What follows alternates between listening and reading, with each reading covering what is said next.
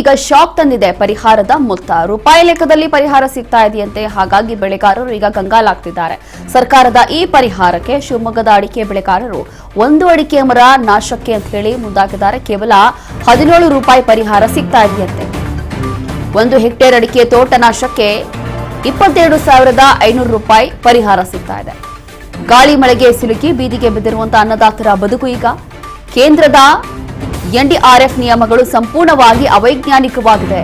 ರೈತರ ಮೂಗಿಗೆ ತುಪ್ಪ ಸುರಿದಿರುವಂತಹ ಕೆಲಸ ಈಗ ಕೇಂದ್ರ ಸರ್ಕಾರ ಮಾಡ್ತಾ ಇದೆ. ಕೇಂದ್ರ ಸರ್ಕಾರದ ವಿರುದ್ಧ ಅಡಿಕೆ ಬೆಳೆಗಾರರು ಆಕ್ರೋಶ ಹೊರಹಾಕ್ತಿದ್ದಾರೆ. ಭದ್ರಾವತಿ ತಾಲೂಕಿನ ಹೊಳೆಹೊನ್ನೂರಿನಲ್ಲಿ ಭಾರೀ ಹಾನಿಯಾಗಿದೆ. ಏಪ್ರಿಲ್ ಮತ್ತು ಮೇ ತಿಂಗಳಲ್ಲಿ 974 ಹೆಕ್ಟೇರ್ ತೋಟಗಾರಿಕೆ ಬೆಳೆ ನಾಶ ಆಗಿತ್ತು. 650 ಹೆಕ್ಟೇರ್ಗೂ ಅಧಿಕ ಪ್ರದೇಶದಲ್ಲಿ 33% ಹೆಚ್ಚು ಬೆಳೆ ಹಾನಿ ಕೂಡ ಆಗಿತ್ತು. ಬಿರುಗಾಳಿಯ ಈ ಒಂದು ಆರ್ಭಟಕ್ಕೆ 12 ಲಕ್ಷಕ್ಕೂ ಅಧಿಕ ಅಡಿಕೆ ಮರ ನೆಲಸಮ ಆಗಿತ್ತು. ಹೀಗೆ ಈ ಒಂದು ಮೊತ್ತದಿಂದ ಈಗ ಅಡಿಕೆ ಬೆಳೆಗಾರರು, ರೈತರು ಕೇಂದ್ರ ಸರ್ಕಾರದ ವಿರುದ್ಧ ಆಕ್ರೋಶವನ್ನು ಹೊರಹಾಕ್ತಿದ್ದಾರೆ. ಅಡಿಕೆ ಬೆಳೆಗಾರರಿಗೆ ಇದು ಪರಿಹಾರದ ಮೊತ್ತ ಯಾವ ಲೆಕ್ಕದಲ್ಲಿ ಕೊಡ್ತಾ ಇದ್ದಾರೋ ಏನೋ ಗೊತ್ತಿಲ್ಲಪ್ಪ. ಇದು ಶಿವಮೊಗ್ಗದ ಅಡಿಕೆ ಬೆಳೆಗಾರರು ಒಂದು ಅಡಿಕೆ ಮರನಾಶಕ್ಕೆ ಇವರಿಗೆ ಕೇವಲ ಸಿಗ್ತಾ ಇರುವಂತದ್ದು 17 ರೂಪಾಯಿ ಪರಿಹಾರ ಅಷ್ಟೇ. 1 ಹೆಕ್ಟೇರ್ ಅಡಿಕೆ ತೋಟ ನಾಶಕ್ಕೆ 22,500 ರೂಪಾಯಿ. ಮತ್ತಷ್ಟು ಡೀಟೇಲ್ಸ್ ಕೊಡ್ತಾರೆ ನಮ್ಮ ಪ್ರತಿನಿಧಿ ಉಮೇಶ್. ಹೀಗೆ ಇದು ಯಾವ ಲೆಕ್ಕಾಚಾರದಲ್ಲಿ ಸರ್ಕಾರ ಈ ಒಂದು ಅಡಿಕೆ ಮರಕ್ಕೆ ಕೇವಲ 17 ರೂಪಾಯಿ ಅಂತ ಹೇಳಿ ಕೊಡ್ತಾ ಇರುವಂತದ್ದು, ಅಥವಾ ಏನ್ ಮೊತ್ತ ಇದು? ಈಗ ರೈತರು ಏನ್ ಹೇಳ್ತಿದ್ದಾರೆ, ಎಷ್ಟೆಲ್ಲ ಅವ್ರಿಗೆ ಪಾಪ ನಷ್ಟ ಆಗ್ಬೋದಲ್ವಾ ಇದರಿಂದ? ರೋಶಿನಿ, ಏನು ಕಳೆದ ಏಪ್ರಿಲ್ ಮತ್ತೆ ಮೇನಲ್ಲಿ ಅಕಾಲಿಕ ಮಳೆಯಿಂದಾಗಿ ಶಿವಮೊಗ್ಗ ಜಿಲ್ಲಾದ್ಯಂತ ಸಾಕಷ್ಟು ಬಿರುಗಾಳಿ ಮತ್ತೆ ಮಳೆಯಿಂದ ಸಾಕಷ್ಟು ಅಡಿಕೆ ಸಸಿಗಳು ಹಾನಿಯಾಗಿರುವಂತದ್ದು. ಏನು ಈ ಹಾನಿ ಆಗಿರೋದಂತದಕ್ಕೆ ಸುಮಾರು ಶಿವಮೊಗ್ಗ ಜಿಲ್ಲಾದ್ಯಂತ ಏನು ಸುಮಾರು 2,500 ಎಕರೆ ಅಥವಾ ಹೆಕ್ಟೇರ್ ಅಷ್ಟು ಏನು ಹಾನಿಯಾಗಿದೆ. ಇದಕ್ಕೆ ಪರಿಹಾರ ಮೊತ್ತವನ್ನು ಒಂದು ಅಡಿಕೆ ಗಿಡಕ್ಕೆ 17 ರೂಪಾಯಿ ಅಂತ ಫಿಕ್ಸ್ ಮಾಡಿರುವಂತದ್ದು ಸರ್ಕಾರ. ಏನು ಕಳೆದ 20 ವರ್ಷಗಳ ಹಿಂದೆ ಏನು ಈ NDRF ಮತ್ತೆ ಏನು SDRF ತಂಡ ಏನು ಸರ್ಕಾರ ಅವತ್ತು ನಿಗದಿ ಮಾಡಿತ್ತು, ಒಂದು ಅಡಿಕೆ ಗಿಡ ಹಾನಿ ಆದ್ರೆ ರೈತನಿಗೆ 17 ರೂಪಾಯಿ ಏನು ಪರಿಹಾರ ಕೊಡಬೇಕು ಅನ್ನೋಂಥದ್ದಿತ್ತು. ಅದನ್ನೇ ಕೂಡ 20 ವರ್ಷಗಳ ನಂತರ ಅಂದ್ರೆ ಇವಾಗಲೂ ಕೂಡ ಅದೇ ಪರಿಹಾರ ಮೊತ್ತವನ್ನು ಸರ್ಕಾರ ಕೊಡ್ತಾ ಇರುವಂತದ್ದು. ಏನು ಈಗ 17 ಅಂದ್ರೆ 1 ಹೆಕ್ಟೇರ್ಗೆ 22,500 ರೂಪಾಯಿ ಪರಿಹಾರ ಮೊತ್ತ ಕೊಡ್ತಾ ಇರುವಂತದ್ದು. ಅದಕ್ಕೆ ರೈತರ ಆಕ್ರೋಶ ಏನಂತಂದ್ರೆ, ನಾವು ಏನು ನಮ್ಮ ಕೆಲವು ರೈತರುಗಳದ್ದು 500ರಿಂದ 1,000, 1,500 ಅಡಿಕೆ ಮರಗಳು ಹಾನಿಯಾಗಿರುವಂತದ್ದು. ಆ ಹಾನಿಯಾಗಿರುವಂತ ಅಡಿಕೆ ಮರವನ್ನ ತೆಗೆದು ತಂದು ನಾವು ಹೊರಗಡೆ ಹಾಕೋದಕ್ಕೆ ನಮ್ಗೆ 1 ಹೆಕ್ಟರ್ಗೆ 30ರಿಂದ 40,000 ರೂಪಾಯಿ ಖರ್ಚು ಬರ್ತಾ ಇದೆ.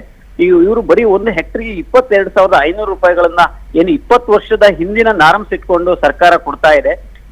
ಅದನ್ನ ಮತ್ತೊಂದು ಸರಿ ಏನು ಅದನ್ನ ಪರಿಶೀಲನೆ ಮಾಡಬೇಕು, ಮತ್ತೆ ರೈತರಿಗೆ ಆಗಿರುವಂತ ಏನು ನಷ್ಟನ ಜಾಸ್ತಿ, ಪರಿಹಾರವನ್ನ ಜಾಸ್ತಿ ಮೊತ್ತವನ್ನ ಕೊಡ್ಬೇಕು ಅನ್ನುವಂಥದ್ದು ರೈತರ ಆಗ್ರಹ. ಜೊತೆಯಲ್ಲಿ ಏನು ವಿಮಾ ಕಂಪ್ನಿಗಳು ಕೂಡ ಈ ಅಕಾಲಿಕ ಮಳೆಯಿಂದ ಆಗಿರುವಂತ ಏನು ಹಾನಿಗೆ ನಾವು ವಿಮೆಯನ್ನು ಕೊಡ್ಲಿಕ್ಕೆ ಬರುವುದಿಲ್ಲ ಅನ್ನುವಂಥದ್ದು ಕೂಡ ಏನು ವಿಮಾ ಕಂಪ್ನಿಗಳು ಕೂಡ ಹೇಳ್ತಾ ಇರುವಂತದ್ದು. ಒಟ್ಟಾರೆಯಾಗಿ ಏನು ಈ ಸರ್ಕಾರ ಮತ್ತೆ ವಿಮಾ ಕಂಪ್ನಿಗಳ ಮಧ್ಯನ ತಾರತಮ್ಯದಿಂದ ರೈತರಿಗೆ ತುಂಬಾ ನಷ್ಟ ಆಗ್ತಾ ಇರುವಂತದ್ದು.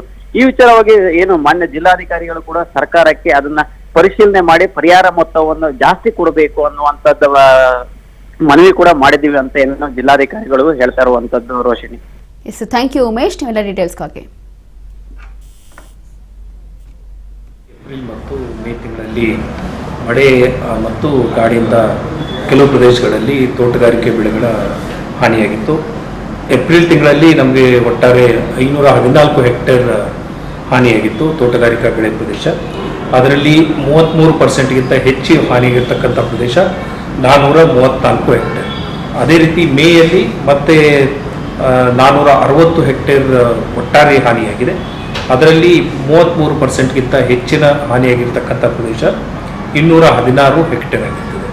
ಸೊ ಯಾಕೆ ಅಂತ ಹೇಳಿದ್ರೆ, ಈ 33%ಗಿಂತ ಹೆಚ್ಚು ಹಾನಿಯಾಗಿರ್ತಕ್ಕಂಥ ಪ್ರದೇಶಗಳಿಗೆ ಮಾತ್ರ ನಾವು ಪರಿಹಾರವನ್ನು ಕೊಡೋದಕ್ಕೆ SDRF ನಾರ್ಮ್ಸಲ್ಲಿ ಅವಕಾಶ ಇರೋದ್ರಿಂದ ಆ ರೀತಿ 33%ಗಿಂತ ಹೆಚ್ಚು ಹಾನಿಯಾಗಿರ್ತಕ್ಕಂಥ ಪ್ರದೇಶಗಳ ಉಲ್ಲೇಖವನ್ನು ನಾವು ತಗೊಳ್ತೀವಿ. ಇಲ್ಲಿ ಹಾನಿಯಾಗಿರ್ತಕ್ಕಂಥ ಪ್ರದೇಶಕ್ಕೆ ನಮ್ಮ ನಾರ್ಮ್ಸ್ ಪ್ರಕಾರ 1 ಹೆಕ್ಟೇರ್ಗೆ 22,500 ರೂಪಾಯಿಗಳನ್ನು ನಮಗೆ ಕೊಡೋದಕ್ಕೆ ಅವಕಾಶ ಇದೆ. ಆದರೆ ಸ್ಥಳೀಯ ಜನಪ್ರತಿನಿಧಿಗಳು ಮತ್ತು ರೈತರು ಹಾಗೂ ಸಾರ್ವಜನಿಕರ ಬೇಡಿಕೆ ಏನು ಅಂತ ಹೇಳಿದ್ರೆ, ಈ ರೀತಿ ಕೊಡ್ತಾ ಇರ್ತಕ್ಕಂತಹ ಪರಿಹಾರ ತುಂಬ ಕಡಿಮೆ ಆಗಿದೆ. ಹಾಗಾಗಿ ಸುಮಾರು ಮರಗಳು ಬುಡ ಸಮೇತ ಬಿದ್ದಿರೋದ್ರಿಂದ ಅದಕ್ಕೆ ಹೆಚ್ಚಿನ ಪ್ಯಾಕೇಜ್ ಒಂದು ರೂಪದಲ್ಲಿ ಪರಿಹಾರ ಕೊಡಬೇಕು ಅನ್ನೋಂಥದ್ದು ಎಲ್ಲರ ಒತ್ತಾಯ ಕೂಡ ಆಗಿತ್ತು. ಈ ರೀತಿ ನಮಗೆ ಮನವಿಗಳು ಯಾವ್ಯಾವ ಬಂದಿತ್ತು ಆ ಎಲ್ಲ ಮನವಿಗಳನ್ನು ನಾವು ರಾಜ್ಯ ಸರ್ಕಾರಕ್ಕೆ ಸಲ್ಲಿಸಿದ್ದೀವಿ. ಅದೇ ರೀತಿ ನಮ್ಮ ವರದಿಯಲ್ಲೂ ಕೂಡ ಈ ರೀತಿ ಬೇಡಿಕೆ ಇದೆ ಅನ್ನುವಂಥ ವಿಷಯವನ್ನು ಕೂಡ ರಾಜ್ಯ ಸರ್ಕಾರಕ್ಕೆ ನಾವು ಕೊಟ್ಟಿದ್ದೀವಿ. ಇಲ್ಲಿ ಏನಾಗ್ತದೆ, ಪರಿಹಾರ ಅಂತ ಒಂದು ಪೋರ್ಟಲಲ್ಲಿ ಹಾನಿಯಾಗಿರ್ತಕ್ಕಂಥ ಎಲ್ಲ ಪ್ರದೇಶದ ವಿವರವನ್ನು ನಾವು ಇದೀಗ ರೈತರಾಗಿರುವಂತಹ MS ಸುಧಾಕರ್ ಅವರು ನೇರ ಸಂಪರ್ಕದಲ್ಲಿ ಜಾಯಿನ್ ಆಗ್ತಿದ್ದಾರೆ. ಸರ್ ನಮಸ್ತೆ. ನಮಸ್ಕಾರ ಮೇಡಮ್, ಹೇಳಿ ಮೇಡಮ್. ಸರ್, ಈಗ ಕೇಂದ್ರ ಸರ್ಕಾರದ ಈ ನಿರ್ಧಾರದಿಂದ ಒಂದು ರೀತಿಯಾಗಿ ಯಾವ ಲೆಕ್ಕಾಚಾರ ಇಟ್ಕೊಂಡು ಈ ರೀತಿಯಾಗಿ ಇವರು ನಿರ್ಧಾರ ಮಾಡ್ಕೊಂಡಿದ್ದಾರೆ, 17 ರೂಪಾಯಿಗೆ ಬಂದಿದ್ದಾರೋ ಗೊತ್ತಿಲ್ಲ. ಇವಾಗ ಏನ್ ಹೇಳ್ತೀರಾ, ಮೊದಲನೇದಾಗಿ ಎಷ್ಟಲ್ಲಿ ನಿಮ್ಗೆ ಇದರಿಂದ ನಷ್ಟ ಆಗ್ಬೋದು ಅಂತ? ಮೇಡಮ್, ಏನ್ ಕೇಳಿದ್ರೆ ಇದೊಂದು ರಾಜ್ಯ ಸರ್ಕಾರ ವಿಶೇಷವಾಗಿ ಗಮನ ಕೊಡಬೇಕಾದಂತಹ ವ್ಯವಸ್ಥೆ. ಹೇಗೆ ಕೇಳಿದ್ರೆ ಅವೈಜ್ಞಾನಿಕ ಬೆಳೆ ಆಗಿದೆ. ಈಗ ಏನು ನಮಗೆ 1 ಎಕರೆಗೆ 22-23 ಸಾವಿರ ಈ ತರದ್ದು ಕೇಂದ್ರ ಸರ್ಕಾರ ಕೊಟ್ರೆ, ರಾಜ್ಯ ಸರ್ಕಾರ ಇದಕ್ಕೆ ಪಾಲ್ ಕೊಟ್ರೆ ರೈತರು ಸ್ವಲ್ಪ ಉಸಿರಾಡುವಂತ ಪ್ರಶ್ನೆ ಬರ್ತದೆ. ಇಲ್ದಿದ್ರೆ ಕಷ್ಟ ಆಗ್ತದೆ ರೈತರು ಮಾಡಿದ್ದು ಒಂದು. ಆಮೇಲೆ ಈಗ ನಾವೇನು ಬೆಳೆ ವಿಮೆ ತಗೋತಾ ಇದೀವಿ, ಬೆಳೆ ವಿಮೆಗೆ ವಿಮೆ ಅಂದ್ರೆ ನಮ್ಮ ನಷ್ಟಕ್ಕೆ ಅವರು ಪರಿಹಾರ ಬರ್ಸ್ಕೊಡೋದು ಅಂತ ಹೇಳಿ. ಆದ್ರೆ ಇದು ಬೆಳೆ ವಿಮೆ ವ್ಯಾಪ್ತಿಗೆ ಬರಲ್ಲ. ಜೋರಾಗಿ ಮಳೆ ಬಂದಿದೆ, ಅಡಿಕೆ ಮರಗಳು ಬಿದ್ದೋಗಿದೆ, ಎಕರೆಗಟ್ಟಲೆ ಹಾಳಾಗಿದೆ ಅಂತಂದ್ರೆ ಇದಕ್ಕೆ ಬೆಳೆ ವಿಮೆ ಬರಲ್ಲ ಅನ್ನೋದು ಬೆಳೆ ವಿಮೆ ಕಂಪನಿಯವರು. ವಿಶೇಷವಾಗಿ ಕೆಲವೊಂದು ಕಡೆ ಮಳೆ ಆಧಾರಿತ ಅಂತ ಹೇಳಿದ್ರೆ ಮಳೆ ಜಾಸ್ತಿ ಬಂದು ಗಾಳಿ ಬಂದು ಬಿದ್ದು ಹೋಗಿತ್ತು, ಹಾನಿಯಾಗಿತ್ತು. ಈ ತರದ ವ್ಯವಸ್ಥೆಯಲ್ಲಿ ಕೇಂದ್ರ ಸರ್ಕಾರಕ್ಕಿಂತ ರಾಜ್ಯ ಸರ್ಕಾರದ ಸಹಭಾಗಿತ್ವ ಜಾಸ್ತಿ ಇರುತ್ತೆ. ಯಾಕೆಂದ್ರೆ ಕೇಂದ್ರ ಸರ್ಕಾರ ಇಡೀ ದೇಶವನ್ನು ಕಂಡ್ರೆ ರಾಜ್ಯ ಸರ್ಕಾರ ರಾಜ್ಯವನ್ನ ಒಂದು ಸಣ್ಣ ವ್ಯವಸ್ಥೆನ ಕಾಣುವಂತ ವ್ಯವಸ್ಥೆ. ಹಾಗಾಗಿ ರಾಜ್ಯ ಸರ್ಕಾರ ಈ ಕಡೆ ವಿಶೇಷವಾದ ಗಮನ ಹಾಕಿ, ಏನು ಬಹಳ ವರ್ಷಗಳ ಹಿಂದೆ ಈ ನಿಗದಿಯಾದ ಬೆಲೆ, ಪರಿಹಾರ ಬೆಲೆ ಬಹಳ ಕಮ್ಮಿ ಇದೆ, ಅದನ್ನ ಜಾಸ್ತಿ ಮಾಡುವತ್ತ ರಾಜ್ಯ ಸರ್ಕಾರ ಕೂಡ ಗಮನ ಹಾಕ್ಬೇಕು ಅನ್ನೋದು ನಮ್ಮ ಅಪೇಕ್ಷೆ. ಆ ರೀತಿ ಮಳೆಯ ಏನು ಮಾಪನ ಇದೆ ಅದು ಕೂಡ ಕೆಲವು ಕಡೆ ಕೆಟ್ಟು ಹೋಗಿ ರಾಜ್ಯ ಸರ್ಕಾರ ಇನ್ನೂ ಅದನ್ನು ರಿಪೇರಿ ಮಾಡ್ಲಿಲ್ಲ. ಅದು ರಿಪೇರಿ ಮಾಡದೇ ಇದ್ರೆ ಮಳೆ ಹಾನಿ ವಿಚಾರ ಇನ್ಸೂರೆನ್ಸ್ ಕಂಪನಿಯವರಿಗೆ ಗೊತ್ತಾಗಲ್ಲ, ವಿಮೆ ಅವರಿಗೆ. ಅವರು ನಮ್ಗೆ ಇಲ್ಲಿ ಜೀರ ಕೊಡ್ತಾರೆ. ಕಳೆದ ಬಾರಿ ಹಾಗೆ ಆಗಿದೆ. ಅದನ್ನು ಕೂಡ ಈಗ ವಿಶೇಷವಾಗಿ ಗಮನ ಹಾಕಿ ಕೆಲವು ಕಡೆ ರಿಪೇರಿ ಆಗ್ತಾ ಇದೆ, ಅದನ್ನ ಕೂಡ ರಿಪೇರಿ ಮಾಡ್ಬೇಕು ಅನ್ನೋದು ನಮ್ಮ ಅಪೇಕ್ಷೆ.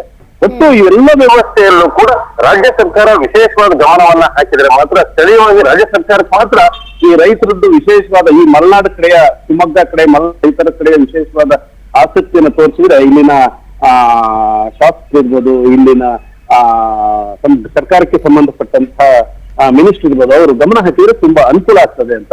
ದಯಮಾಡಿ ರೈತರ ಈ ಭಾವನೆಯನ್ನ ನೀಗಿಸಬೇಕು. ಜೊತೆಗೆ ರೈತರಿಗೆ ತಮ್ಮ ಫಸಲು ಹಾಳಾಗಿದೆ, ಮರಗಳು ಹಾಳಾಗಿದೆ, ಅದಕ್ಕೆ ಸೂಕ್ತ ಪರಿಹಾರ ಸಿಗ್ಬೇಕು ಅನ್ನೋದು ನನ್ನ ಆಗ್ರಹ. Okay, thank you sir, thank you ನಮ್ಮ ಜೊತೆ ಮಾತನಾಡಿದ್ದಕ್ಕೆ.